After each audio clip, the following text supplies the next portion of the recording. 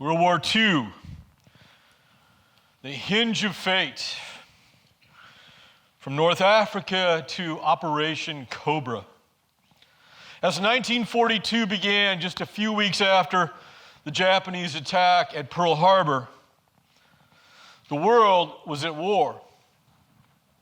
In the Pacific, in the East, the Americans, the British, and the Chinese, not to mention numerous indigenous peoples, were fighting the Japanese Empire and its attempt to expand and take over that part of the world.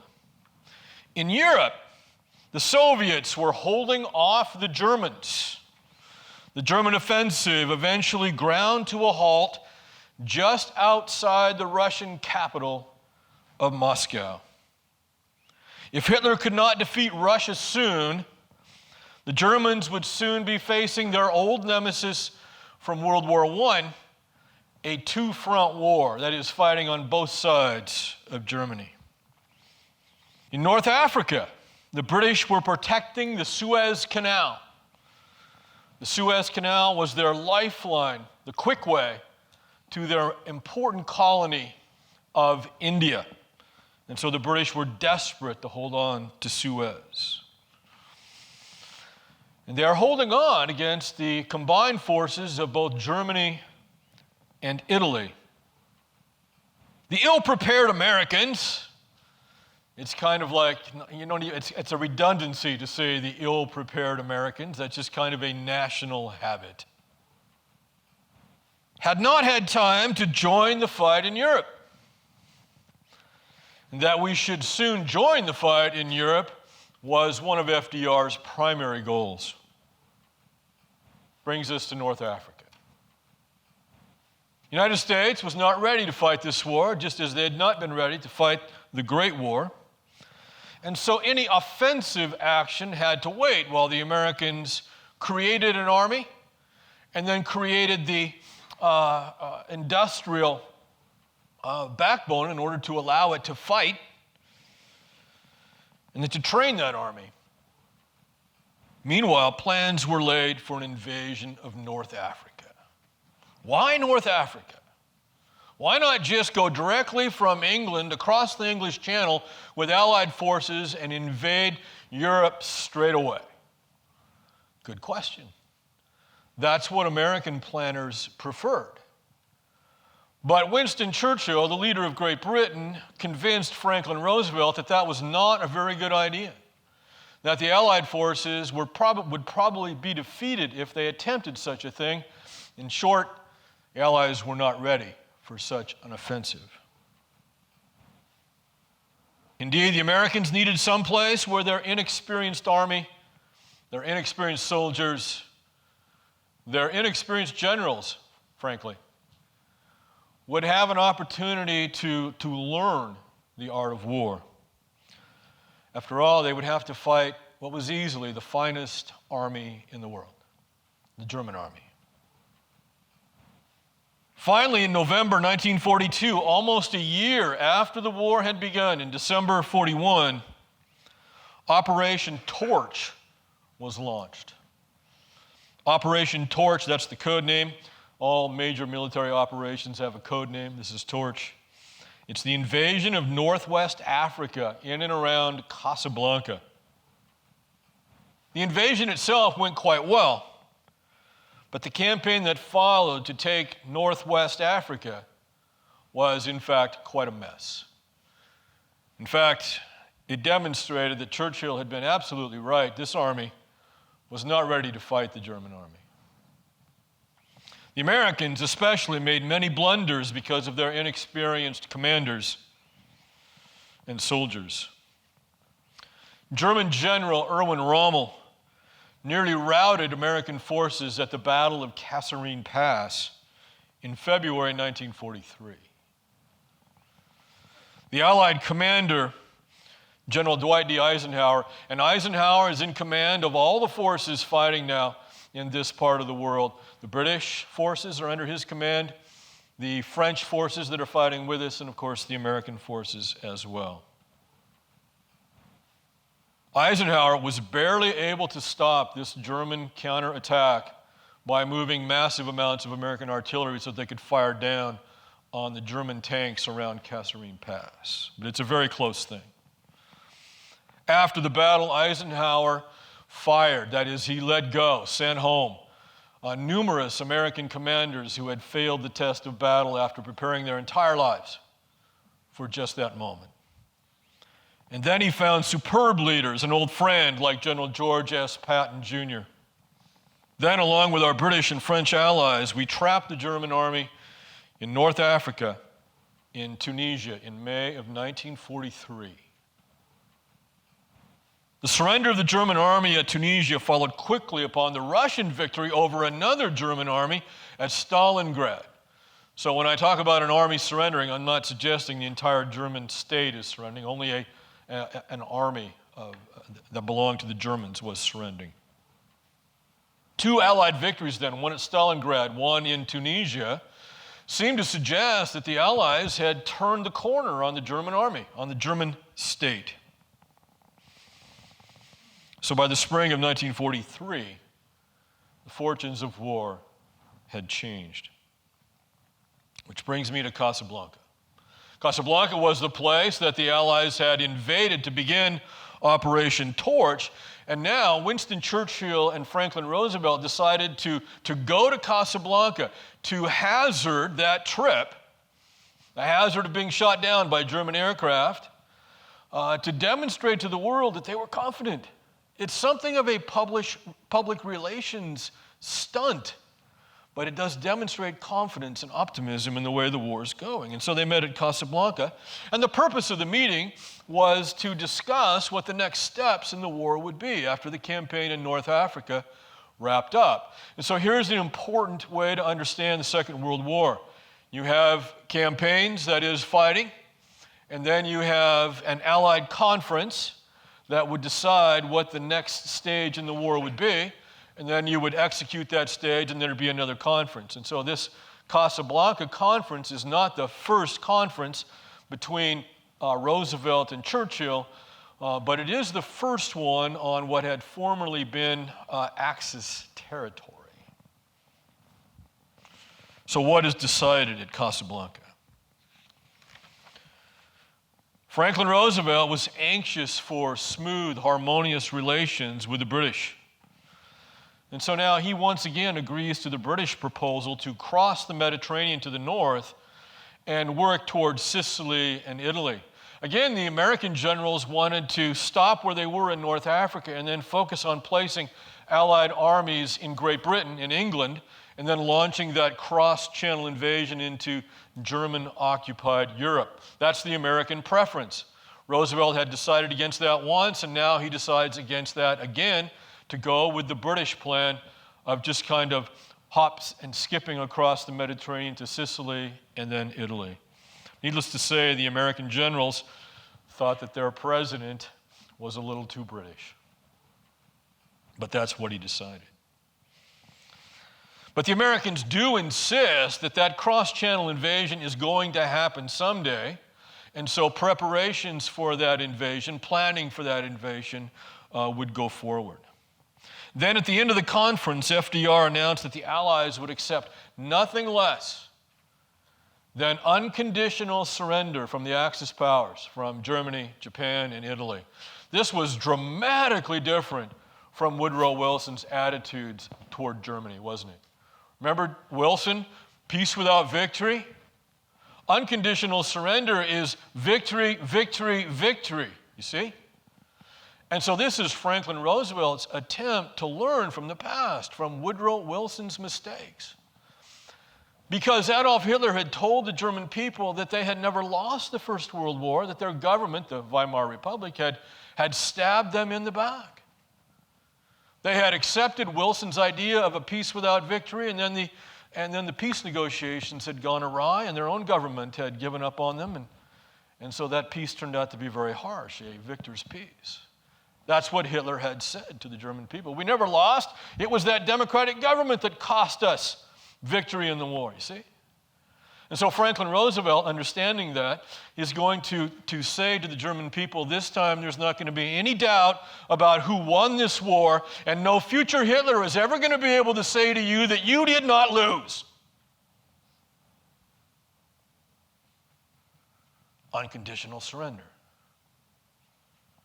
What's the problem with unconditional surrender? The Germans are going to fight to the last man, right? Yeah, instead of giving up. So a lot of killing is absolutely right. So you can make up your mind, right? Unconditional surrender, was Franklin Roosevelt right? Was Woodrow Wilson wrong? Is it comparing apples to oranges or what? But at least we can say that here was Franklin Roosevelt trying to learn from the past. He had a reason for doing what he did. Agree or disagree? Most historians now argue that Roosevelt was right. In July 1943, Allied forces landed in Sicily, just off the coast of Italy, where once again General Patton demonstrated his genius for war as he swept across the island. The next logical step, of course, was Italy. The Italians realized they were next.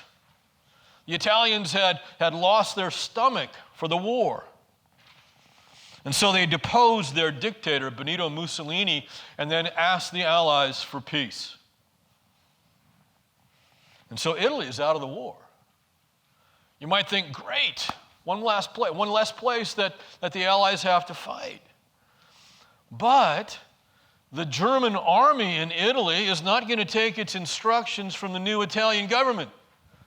And there are large amounts of German forces in Italy. So all that happens is the Italians are out of the war, but the Germans occupy the country. And so the war in Italy, but not with Italy, is going to go on because the Germans are there. And so now the German army in Italy prepares to defend that rugged and mountainous country with everything they have. And the German army on the defensive is every bit as fearsome as the German army on the offensive. Eisenhower's Allied forces invaded Italy in September 1943 at a place called Salerno on the west coast. And again, the Germans put up stiff resistance. Every yard of ground gained in Italy throughout this entire campaign comes with an enormously bloody price tag. Fighting in Italy would continue until the end of the war, which is a year and a half. Which brings us then to the Tehran Conference at the end of 1943. The Casablanca Conference was in January 43. Tehran is at the end of 43. And so again, the Allied leaders are meeting at Tehran. And this time, Joseph Stalin is actually there. That's why it was held in Tehran, so that Stalin could come. He had not been at Casablanca because he feared to leave the Soviet Union at that crucial time. So it was just Roosevelt and Churchill at Casablanca. But now at Tehran, Stalin is there. Franklin Roosevelt had two major hopes for his first face-to-face meeting with the communist Soviet dictator. Here's the American Democratic president and the communist Soviet dictator Joseph Stalin meeting for the first time. Henry. It's in Iran. Yeah, it's in Iran. So not too far for Stalin to travel, but a very long ways for both the Allied leaders, especially Roosevelt. Roosevelt came across the Atlantic, by the way, in the battleship Iowa. So, Tehran. Roosevelt's two major hopes. One, he hoped to make political arrangements with Stalin that would live up to the Atlantic Charter. Remember, the Atlantic Charter was the document that Churchill and Roosevelt had created to express Allied war goals. No territorial gains, right? Freedom and democracy, free trade, freedom in the seas, and so forth. These kinds of very democratic, even altruistic things were what the Allies were fighting for in World War II. Does the Soviet dictator have any interest in these things? No, but he has every interest in getting as much help as he can. So these are bargaining chips, aren't they? Yeah.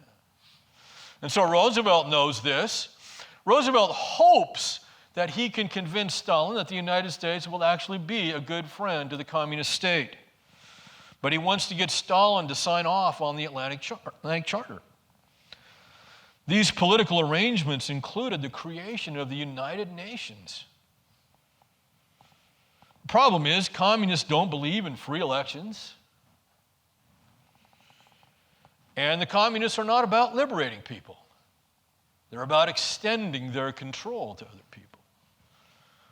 But Stalin is between a rock and a hard place, isn't he? And so he assents then to Roosevelt's ideas. And Roosevelt also wanted Stalin to agree to help the United States and the other allies with a defeat of Japan after Germany was taken care of. And so Stalin, this is more up his alley, Stalin has no problem with agreeing to take on Japan at the appropriate time. Well, Stalin wants something as well. You see, the Soviet army and the Soviet armed forces, the Soviet people, frankly, are fighting on their own territory, and they are pretty much fighting alone against the German army, the German Air Force. And so what Stalin wants is some help. He wants the Allies to open up a second front across the English Channel, the original American plan, see? And that would, of course, draw much of the German army from the east all the way back across Germany and into France in order to face the new Allied threat in France, thus making it easier on the Soviets. So he wants that second front in Western Europe. In fact, he's desperate for it. And Franklin Roosevelt had implied a promise to open such a front even in 1942. That didn't happen. The promise to open such a front in 1943 was very much more firm, but that didn't happen. And so now Stalin comes to Tehran and he wants that promise. He wants a hard promise. You will open that front. Help the Soviets. Stalin's attitude is get in the war and quit messing around on the periphery of North Africa and Sicily and places that don't matter. That's his point of view. And so now FDR gives Stalin a firm promise. There will be an invasion of Western Europe, France, in the spring of 1944. And the British still opposed to this kind of thing. The British, you see, remembered what the trenches of World War I had looked like and the massive casualties that they had suffered, the French had suffered, even the Germans had suffered in that trench warfare in that part of France in World War I. And the British, they don't want anything to do with this. But there's no choice. That possibility is going to have to be faced. Stalin promised that nations like Poland, of course, on the eastern side of Germany, the nation that had actually been invaded, that had started the war, Stalin promises that nations like Poland will receive what he promised in the Atlantic Charter, that they will receive self-determination. That is, they can decide for themselves what kind of government they will have. Stalin says, okay. Now, that promise is not going to be kept, folks. And the fact that it is not kept is what starts the Cold War. Stalin even agrees to the UN, United Nations. He'll keep that promise. And, of course, he agreed to help the United States defeat Japan. Franklin Roosevelt left the Tehran conference on an emotional high. He had met Stalin. He had taken Stalin's measure. He had gotten Stalin to promise to do all the things that Roosevelt wanted Stalin to do. He believed that he had created a relationship that would survive the war and that the two nations, along with Great Britain and, frankly, China, a freed China, would march into the last half of the 20th century as the four great powers. He thought he had achieved that, or at least the beginnings of it. Stalin left the conference with what he most wanted: Roosevelt's promise that there would be an invasion of Western Europe, of France. Winston Churchill left the conference somewhat chagrined, dubious about the arrangements that had been made. He left the conference convinced that Joseph Stalin, after the war, would present a bigger problem to the free world than Germany and Japan ever had. As it turned out, Winston Churchill was more realistic than Franklin Roosevelt. But that's in the future. 1944 in Europe. The plans for the cross-channel invasion, and again, just in case that's confusing, think of Great Britain, the island nation just off the coast of Europe, as a great base. And the United States and Canada have been shipping men and supplies to Great Britain in anticipation then that this invasion would be launched from Britain across the English Channel and into France, but France is not France, it's German-occupied France, okay? So that's the cross-channel invasion. It has a code name, Overlord.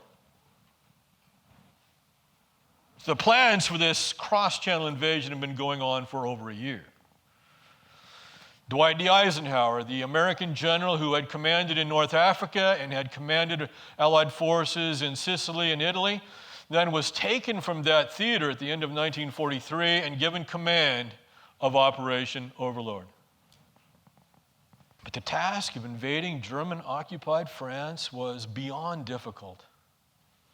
Even at his most optimistic, and Eisenhower was a naturally optimistic commanding general, he thought the chances of success were 50-50.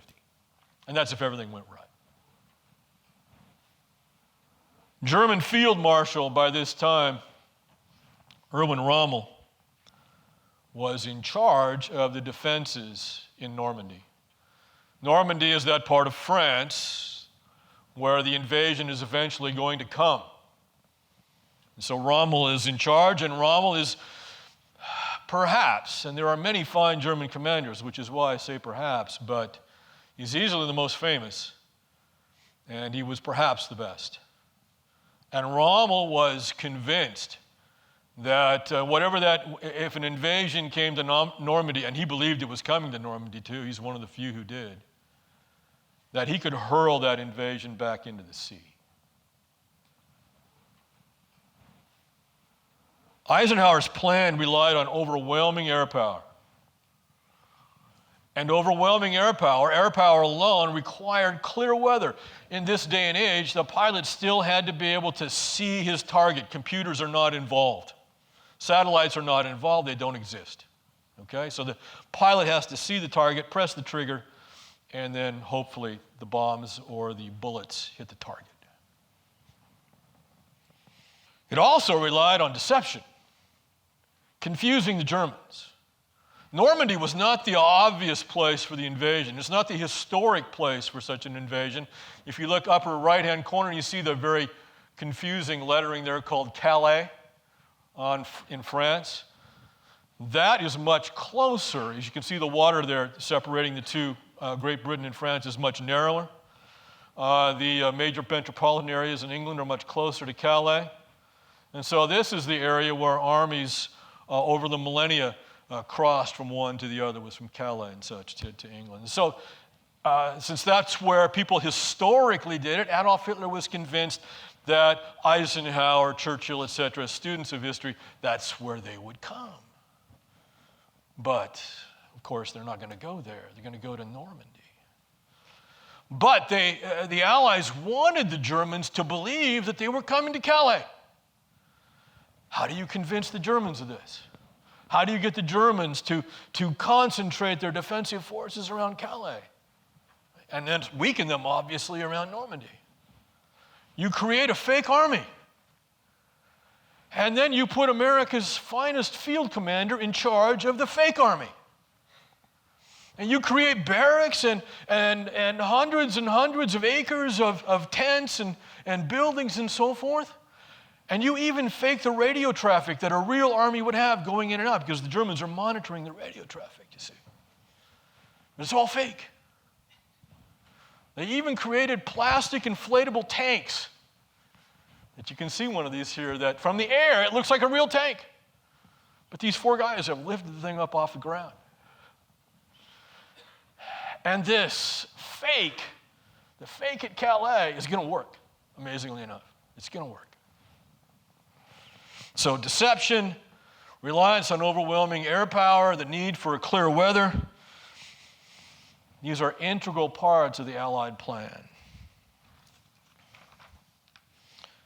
And the amazing thing is, Hitler bought the fake. You would think that Rommel and the other German generals in France would have the authority to move the reinforcements from one place to another, depending on how the invasion worked itself out. But no, Hitler had insisted that he would be the one to decide. And while Rommel had figured out the Allied plan, Hitler had not, of course. And when the invasion came to Normandy, Hitler held reinforcements around Calais, hour after hour after hour, until it was too late.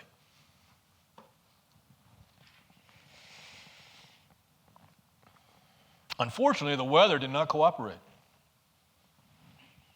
What was essentially a hurricane blew through the English Channel on the day that the invasion was originally planned, June 5th. And the article that I'm asking you to read, the very short article, by the way, it's on Foxtail for, I think, the next class, although check your syllabus, is about Eisenhower's decision, what to do with essentially a hurricane running through the English Channel. And that means obviously wind and clouds and so forth. That's going to reduce the visibility for the aircraft. That's going to make the ships coming across the English Channel, that's going to be very difficult, especially when you're going from one ship to a landing craft and the seas are heaving at 6, 8, 10 feet and so forth, and the wind's blowing 50 miles an hour. That's a recipe for disaster. So what is Eisenhower going to do? Do you go as planned? Do you delay? Read the article. But the weather is not cooperating. Eisenhower, of course, has to delay this invasion one day. And he almost canceled it altogether because the second day, the day after the delay, he still has to make another call. Now do we go?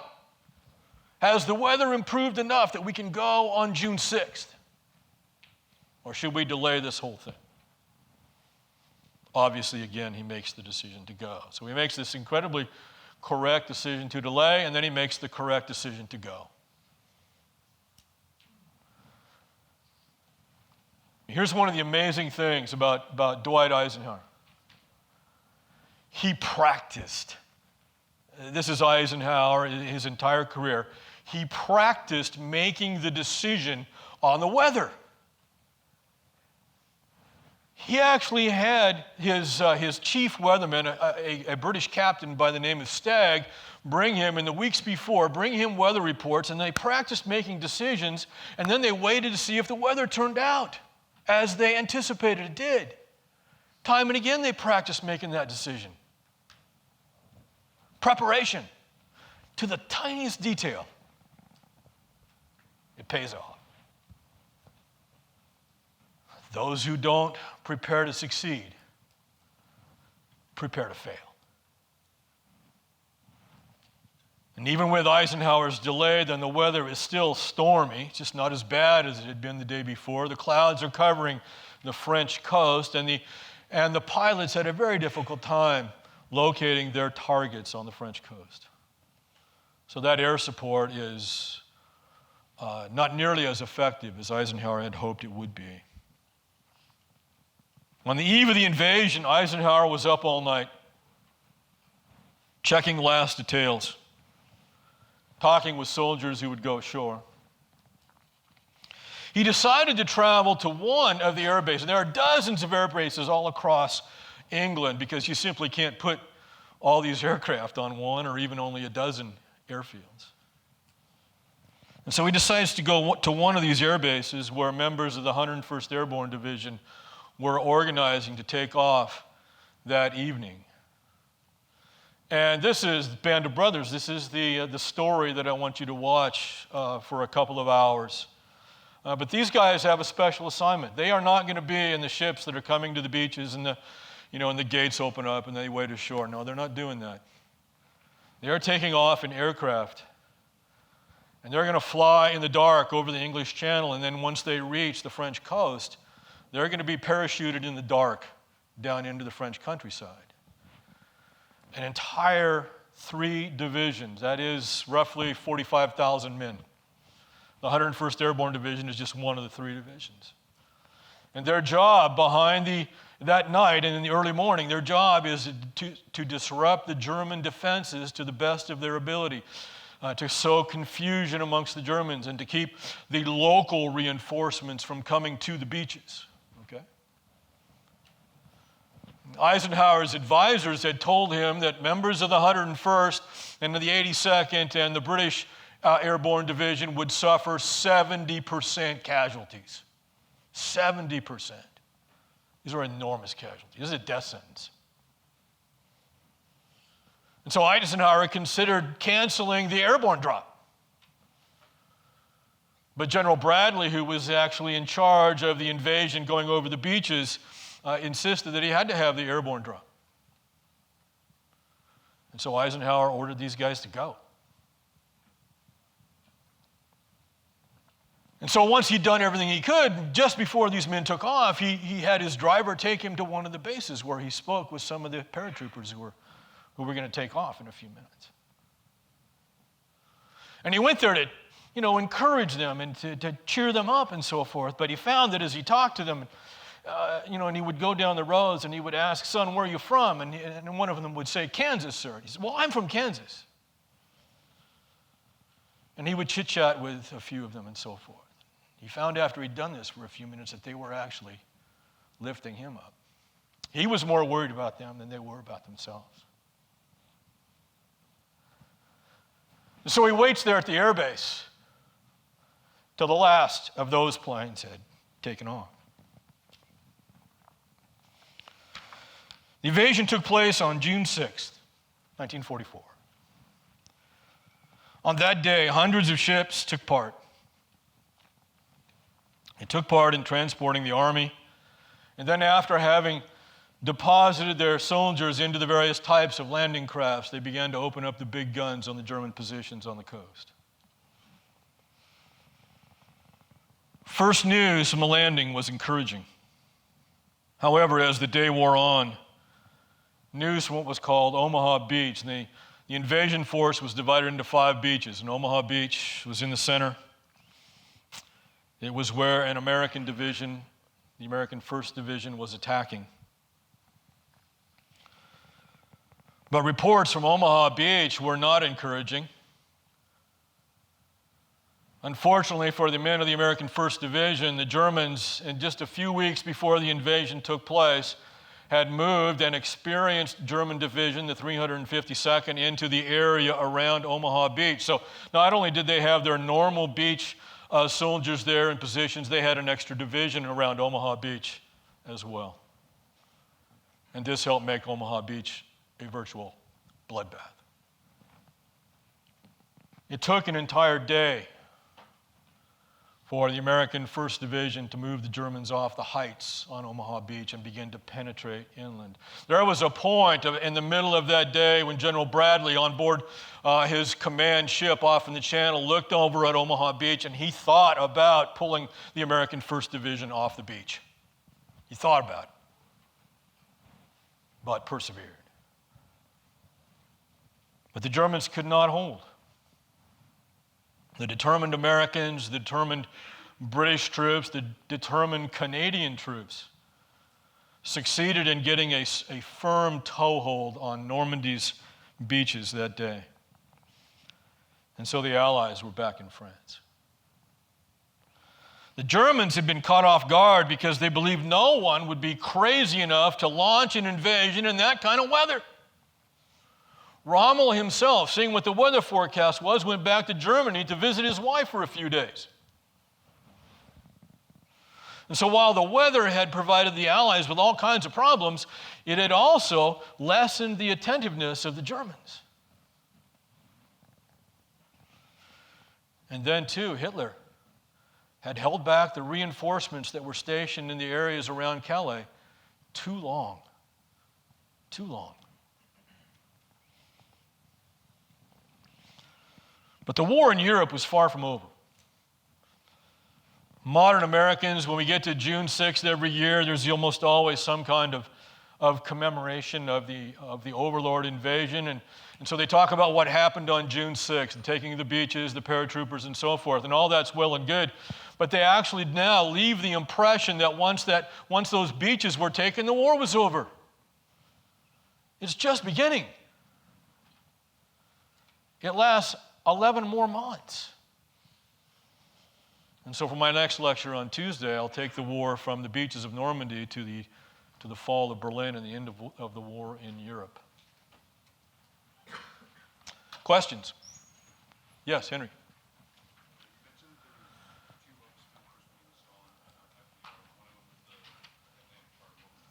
Well, he's trying to get the Soviet dictator, a communist dictator, who does not believe in democracy or elections or anything like that, to agree to provide that kind of freedom to the nations of Eastern Europe that Soviet armies are going to liberate, okay? Because it's going to be Soviet armies on the eastern side of Germany that liberate those nations, like Poland and so forth. All right, the other things that he wants is he wants the Soviets to agree to United Nations, and he wants the Soviets to agree to help with Japan after the war with Germany is over. So those are the three goals. Anybody else? Any other questions? Yes. Rommel is one of Germany's finest field commanders, okay, and easily the most famous. So at Normandy, it's Eisenhower versus Rommel, okay? Anybody else? Yes? Yeah, so Eisenhower stationed in Normandy. Who was with the false invasion? Okay, so Eisenhower is actually not in Normandy and won't be until the end of August, early September. So he's back in England. He's commanding from there. Patton is in charge of the American Army, which is part of the larger forces. But he's in charge of that army, and he's still in England as well. But Patton will be brought to France, again, near the end of August, and placed in charge of another American army there. But he's under Eisenhower this whole time, okay? Remember, there are many more armies than, we talk about the American army, that's everybody, but there are, I don't know, a dozen American armies, okay, in Europe by the end of the war, close to it anyway. Anybody else? All right, God bless you all. See you later.